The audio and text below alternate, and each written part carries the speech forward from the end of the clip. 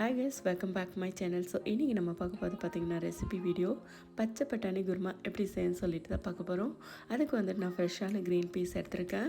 நீங்கள் வந்து ட்ரையான பச்சை பட்டாணி எடுத்தால் கூட ஓகே தான். பட் அது வந்து நைட்டே நீங்கள் ஷோக் பண்ணிவிட்டு காலையில் யூஸ் பண்ணுற மாதிரி இருக்கும்.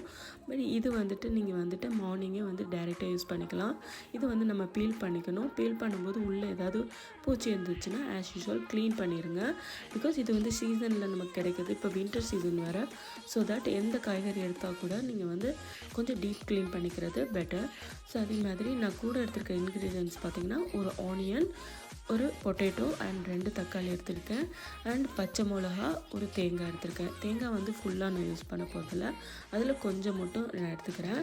நீங்கள் எவ்வளோக்கு எவ்வளோ குழம்பு வேணுமோ அந்த அளவுக்கு நீங்கள் யூஸ் பண்ணிக்கலாம். பட் ஃபுல்லாக ஒயிட் ஆகிடக்கூடாது. இதில் நான் வந்து pepper and garam masala, chilli powder எல்லாமே தான் ஆட் பண்ணுவேன். ஸோ தட் நீங்கள் வந்துட்டு இது ஒயிட் குருமானா நீங்கள் ஃபுல் தேங்காய் கூட ஆட் பண்ணிக்கலாம். நான் வந்து கொஞ்சம் ஸ்பைஸியாக தான் பண்ணுவேன்.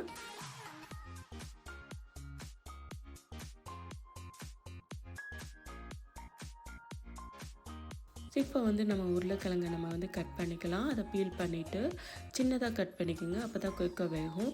பிகாஸ் நீங்கள் வந்து பச்சை பட்டாணி வந்து சீக்கிரமாக வந்து உங்களுக்கு பாயில் ஆயிரும். ஸோ இதுக்கப்புறமா வந்து நான் ஆனியனே கட் பண்ணிக்கிறேன். ஸ்மால் ஸ்லைஸாக நான் பண்ணிக்கலாம்.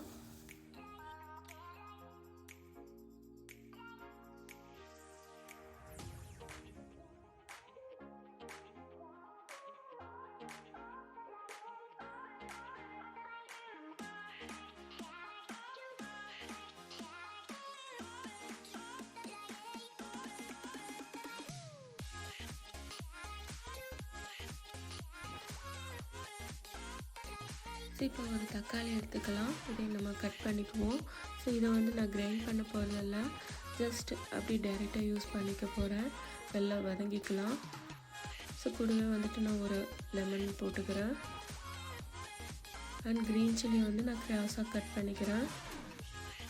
இப்போ ஒரு வானலில் வந்துட்டு நீங்கள் ஆனியன் அண்ட் க்ரீன் சில்லி எடுத்துகிட்டு பட்டை இலை கிராம்பும் போட்டுட்டு ஆயில் ஊற்றி நல்லா வதங்கிக்குங்க.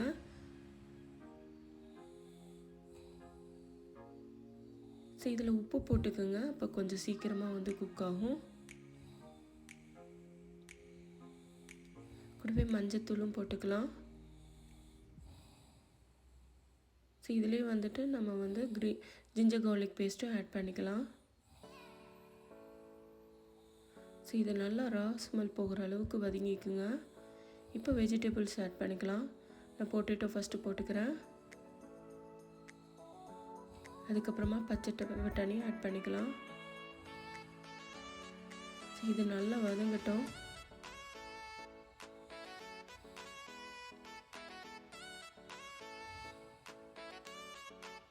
தக்காளி வந்து நம்ம கடைசியாக கூட ஆட் பண்ணிக்கலாம். அடி பிடிக்காமல் வதக்குங்க. தண்ணி கூட கொஞ்சமாக ஆட் பண்ணி நீங்கள் அந்த காய்கறியை வந்து வேக விடலாம். இப்போ மிளகாத்தூள் ஆட் பண்ணிக்கலாம். மல்லித்தூளும் ஆட் பண்ணிக்கலாம்.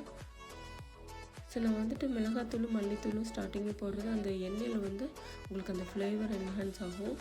ஸோ இதுக்கப்புறமா வந்து நம்ம தக்காளி ஆட் பண்ணிக்கலாம். ஸோ இதுவும் நல்லா வதங்கட்டும். அடி பிடிக்க விடாமல் பார்த்துக்கோங்க. இப்போ வந்து நீங்கள் தண்ணி ஆட் பண்ணிக்கலாம்.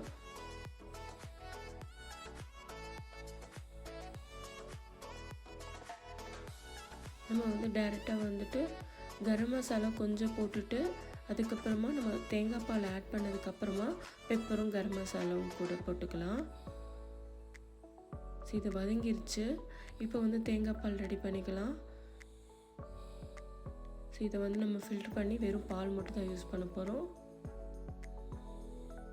உங்களுக்கு திக்காக கிடைக்கும் கிரேவி அண்ட் நிறையாவும் கிடைக்கும். இதுலேயே நீங்கள் வந்து பெப்பர் பவுடர் போட்டுட்டு அண்ட் கரம் மசாலா போட்டு கொதிக்க விட்டுட்டு இறக்கிடுங்க. கடைசியாக தான் பால் ஊற்றணும். நல்லா கொதிக்க விட்டுட்டு அதனால தான் நீங்கள் தண்ணி ஆட் பண்ணி லைட்டாக வேக வச்சுட்டு அதுக்கப்புறம் ஊற்றுங்க. தேங்காய் பால் வந்து பிரியும், அதனால தான். ஸோ இப்போ நம்ம கொத்தமல்லி போட்டுக்கலாம். நல்லா எண்ணெய் தனியாக பிரியும் போது நம்ம இறக்கி வச்சிடலாம். இது நீங்கள் சப்பாத்திக்கு, இட்லிக்கு இல்லை ரைஸ்க்கு யூஸ் பண்ணிக்கலாம். நான் சப்பாத்தி ரெசிபி செஞ்சுருக்கேன். நான் அதையும் போடுறேன் வீடியோ.